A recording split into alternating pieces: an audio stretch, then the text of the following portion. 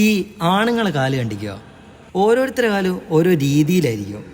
ഇപ്പം ഈ ഓടുകയും കളിക്കുകയൊക്കെ ചെയ്യുന്നവരെ കാല് നോക്കിയാൽ മതി, നല്ല നല്ല പവറായിരിക്കും കാണാൻ വെക്കാം. അതേസമയം ഒരു പണിക്കും പോകാണ്ട് കറങ്ങി നടക്കുന്ന പയ്യന്മാരെ കാലുണ്ട് കേട്ടോ. കോഴിക്കോട് അലുവ പോലെ എന്താ കടിച്ച് തിന്നാൻ തോന്നും.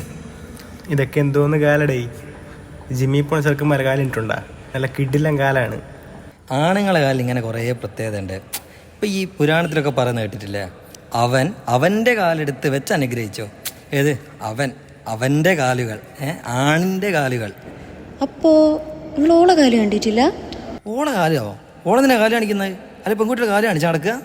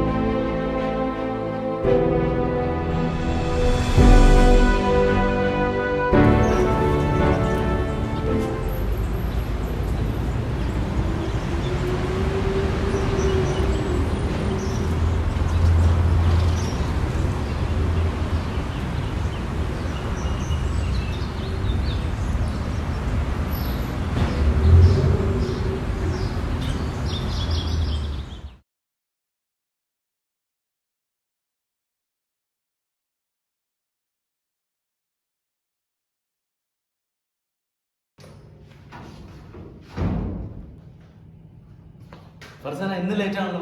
അവിടെ ഇരിക്കുന്നവർക്ക് വെള്ളം കൊടുക്കാൻ പോലും ഇവിടെ ആടില്ല. എളുപ്പം ചെല്ല്.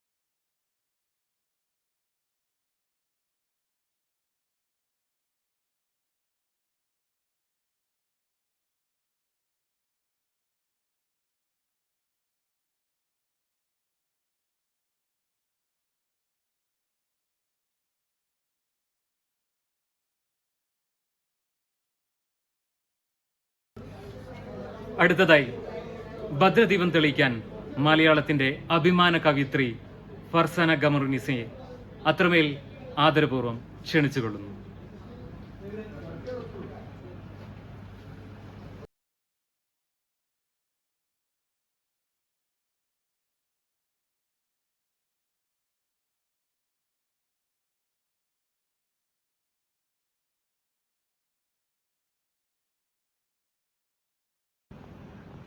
ഫർസാന,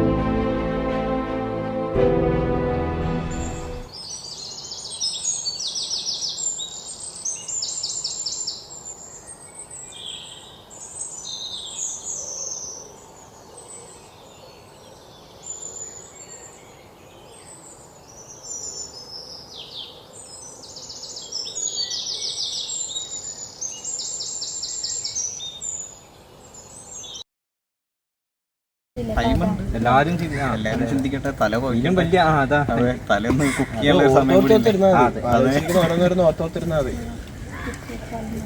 പിന്നെ എന്ത് മണ്ടൻ ഐഡിയ ആണ് മണ്ടത്തരൊക്കെ പറയാം. അതെ അതെ, അങ്ങനെ ഞാൻ പറയുന്ന മണ്ടത്തരാവുമല്ലോ എന്ന് വിചാരിച്ചിട്ട് അങ്ങനെ ഒന്നും ചിന്തിക്കുകയേ വേണ്ട. അപ്പൊ നമ്മളെ മണ്ടൻ തിയറി ചിലപ്പോ അത് കേൾക്കുന്ന ഒരാൾക്ക് ചിലപ്പോ നല്ല ആലോചിക്കാൻ പറ്റുന്ന സാധനമായിരിക്കും. അല്ലെ നമ്മള് വേറെ കഥ എടുക്കുന്നതിനും ചിലപ്പോ ഇത് യൂസ് ചെയ്യാൻ പറ്റുമായിരിക്കും. അതല്ല, ചിലപ്പോ അതിനൊരു ത്രെഡ് പറയാം, അങ്ങനെയൊക്കെ പറയാലോ.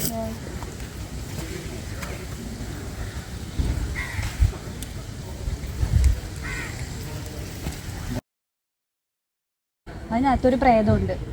ആദ്യം ഇവൾ ആ പ്രേതത്തിനെ കണ്ട് പേടിക്കുന്നു. പക്ഷെ പിന്നെ പുറത്ത് നിൽക്കുന്ന ആളെക്കാളും പാവമായിരിക്കും ഈ പ്രേതം എന്നുള്ളൊരു തോട്ടിൽ ആ പ്രേതത്തിൻ്റെ കൂടെ ഇരിക്കുന്നതോ അങ്ങനെ എന്തെങ്കിലും. പിന്നെ അങ്ങനെ കമ്മ്യൂണിക്കേഷൻ ഉണ്ടാവുന്നു. അവരൊന്നും പറയുന്നൊന്നുമില്ല. അതെങ്ങനെ പറഞ്ഞു ഫലിപ്പിക്കും? നമ്മളത് കാണിക്കണ്ടോ പറഞ്ഞത്? എങ്ങനെ കാണിക്കുന്നത്? എങ്ങനെ കൺവേ ചെയ്യാൻ ആൾക്കാർക്ക് മനസ്സിലാകുമോ എന്നുള്ളത് എനിക്കറിയില്ല. എനിക്ക് ആലോചിക്കാം വേറെ രീതിയിൽ രൂപം മാത്രം പോലെ കാണിച്ചാൽ അയാൾ സംസാരിക്കുന്നതായിട്ട് പറയാലോ ഇയാൾ മരിച്ച ആളാണെന്നുള്ളത്. പ്രേതത്തെ കുറച്ച് ക്രൂരമായിട്ടാക്കണം. പ്രേതത്തിനടുത്തിരുന്നാൽ മരിച്ചു പോകുമെന്ന് മനസ്സിലായിട്ടും അപ്പുറം പോയി അപ്പുറത്ത് പീഡനത്തിൽ നിന്ന് രക്ഷപ്പെടാൻ വേണ്ടി ഓടി വന്നത് അങ്ങനെ ആക്കിയാലോ? ഒരാണിനെ പേടിച്ചിട്ടാണല്ലോ അവൾ ഓടി വരുന്നത്. അപ്പൊ പിന്നെ ഇവിടെ ഒരു ആണ് അടുത്തിരിക്കുമ്പോ സ്വാഭാവികമായിട്ട് ആ പെണ്ണിന്റെ ഉള്ളിൽ എന്താ ഇയാൾ തന്നെ കയറി പിടിക്കാം എന്നുള്ളൊരു ചിന്ത വരുമല്ലോ. അത് ഒരു പെണ്ണാണെങ്കിൽ ആ ഒരു ചിന്ത വരില്ല. അപ്പൊ ആ രീതിയിലൊന്ന് കൺവേ ചെയ്ത് കഴിഞ്ഞാൽ പുള്ളിപ്പോ പറഞ്ഞ പോലെ കൺവേ ചെയ്താല്. അതായത് ഡയറക്ടർ ഇപ്പൊ മറ്റേ പുള്ളി പറഞ്ഞാല് സ്ക്രീനിൽ നോക്കിയിട്ട് ഡയറക്ടർ ഒരു കാര്യം പറയും, അങ്ങനെ ചെയ്യാനായിട്ട് അസിസ്റ്റന്റിനോട് പറഞ്ഞു വിടും. അസിസ്റ്റന്റ് അവിടെ പോയി പറഞ്ഞു വരുമ്പോ വേറെ സാധനവും അത് അവിടെ പ്രശ്നമാവും. അവരെന്നോട് അടി ഉണ്ടാക്കിയിട്ട് തിരിച്ച് ഡയറക്ടർ എടുത്ത് വരുന്നത്. അത് രസമുള്ള പരിപാടിയായിരിക്കും. പിന്നെ ഇപ്പോഴത്തെ ഒരു ഇതും കൂടി ആലോചിച്ചിട്ടുള്ള സംഭവം കൂടി ആവുമ്പേ, അതായത് ഇപ്പൊ ഈ ഒരു വിഷയം അതൊരു പ്രസക്റ്റ് ആകും. അങ്ങനെ ആവുമ്പോ ഒന്നും കൂടി ആലോചിക്കുമ്പേ ഒന്നും കൂടി ഒന്ന് ചിന്ത പെട്ടെന്ന് തീരുമാനം എത്തണ്ടല്ലോ അല്ലേ? നല്ല ഫുഡായിരുന്നു. നല്ല ഫുഡായിരുന്നു. മൊത്തം പരിപാടി അല്ലേ നല്ല ഉപകാരപ്രദമായില്ലേ? കുറെ നമ്മളെ പോലത്തെ ആളുകൾക്ക് ആളുകളുണ്ടെന്നുണ്ട്.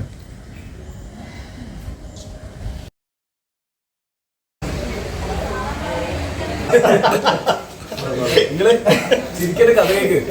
ഇവിടെ അതായത് ഒരു പഴയ തറവാട് വെച്ചിട്ട് അതിന്റെ ഉമ്മറത്ത് ഒരു ചാരികസേരയില് നമ്മുടെ നായകൻ കണ്ണില് 2 പഞ്ഞിയൊക്കെ വെച്ചിട്ട് പുള്ളി റേഡിയോയില് എന്തോ ഇംഗ്ലീഷിന്റെ സംഭവം കേട്ടോണ്ടിരിക്കുകയാണ്.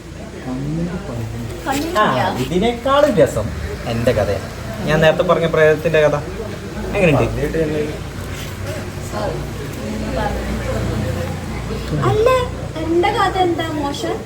അല്ല, ഞാൻ ഒരു കാര്യം പറയട്ടെ. കഥ ഏതായാലും ഡയറക്ഷൻ ഞാൻ ചെയ്തോളാം. ഓക്കെ, അതിൽ വേറെ ഇതിന് അഭിപ്രായമൊന്നുമില്ലല്ലോ. കഥ കേൾക്കുന്നുണ്ടോ? ഫോൺ നോക്കിക്കൊണ്ടിരിക്കല്ലേ? എന്തോ പറഞ്ഞേ? മൂക്കി പഞ്ഞിച്ച് ഞാനല്ല, അവനാ പറഞ്ഞത്. ഞാൻ നല്ല വൃത്തിക്ക് ഡയറക്ഷൻ ചെയ്തതല്ല. എന്റെ പ്രേതത്തിന് ആയിക്കോട്ടെ, ഇനി കഥ എന്റെ എടുക്കാം. ഞാൻ അഭിനയിക്കല്ലേ, ഞാൻ ഡയറക്റ്റ് ചെയ്യും. ആരഭിനയിക്കും? ഞാൻ ഡയറക്ഷൻ അവിടെ പറ്റില്ല. എല്ലാവർക്കും ഡയറക്ഷൻ എഴുത്ത് മാത്രം മതി, അഭിനയിക്കണ്ട. അപ്പൊ എനിക്ക് ബിഹാൻഡ് സീൻ വർക്ക് ചെയ്യാൻ താല്പര്യം, അഭിനയിക്കാനൊന്നും ഇല്ല.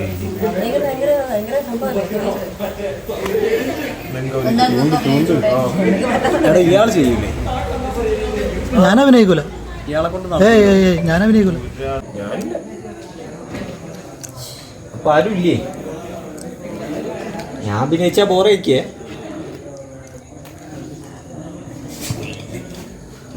ഞാനില്ലേ ഇവിടെ നിൽക്കി പോവല്ലേ? എന്താ എത്ര നേരം കുത്തിരുന്നിട്ട് ഫൈനലൈസ് ചെയ്യാൻ പറ്റിയില്ല. എത്ര നേരം തീരുമാനം നാളെ സമയമില്ല, നമുക്ക് തീരുമാനമൊക്കെ റെഡിയാക്കാം. ഞാനും വരാം. ഞാൻ വിളിച്ചോണ്ട് വരാം. പക്ഷെ എന്റെ ഐഡിയ ഇതെന്തെന്നാണ് പെണ്ടി ആവണ കേസ്. അല്ല നമ്മുടെ പ്രേതത്തിന്റെ കഥ നോക്കിയാലോ? എല്ലാവരും പോയാ ഇതിന്റെ കാട്ടിൽ പോയതൊക്കെ അല്ല അതിൽ ഓജോ ബോർഡ് വരുന്നുണ്ട്. അല്ല അത് മനസ്സിലാവായിട്ടാ. അല്ല അതിന് കഥ ഉണ്ട്. കഥ ഉണ്ടൊക്കെ ചെന്നെങ്കിൽ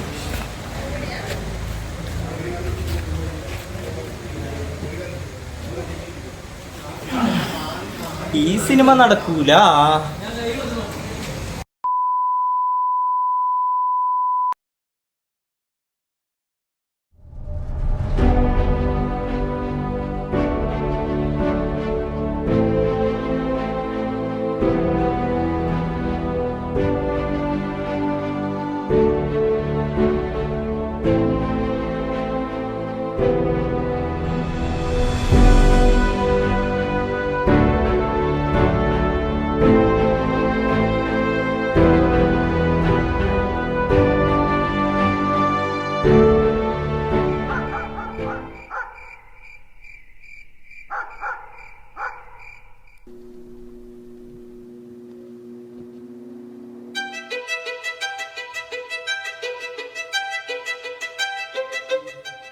ഞാൻ എബിൻ.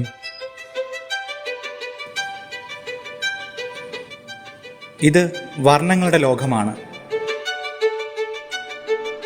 തെളിഞ്ഞതും ഇരുണ്ടതുമായ അസംഖ്യം നിറങ്ങളുടെ ലോകം. നമുക്ക് അജ്ഞാതമായ നിറങ്ങൾ, നാം കണ്ടതായി ഭാവിക്കാത്ത നിറങ്ങൾ, നമ്മെ രേഖപ്പെടുത്താത്ത നിറങ്ങൾ. പക്ഷേ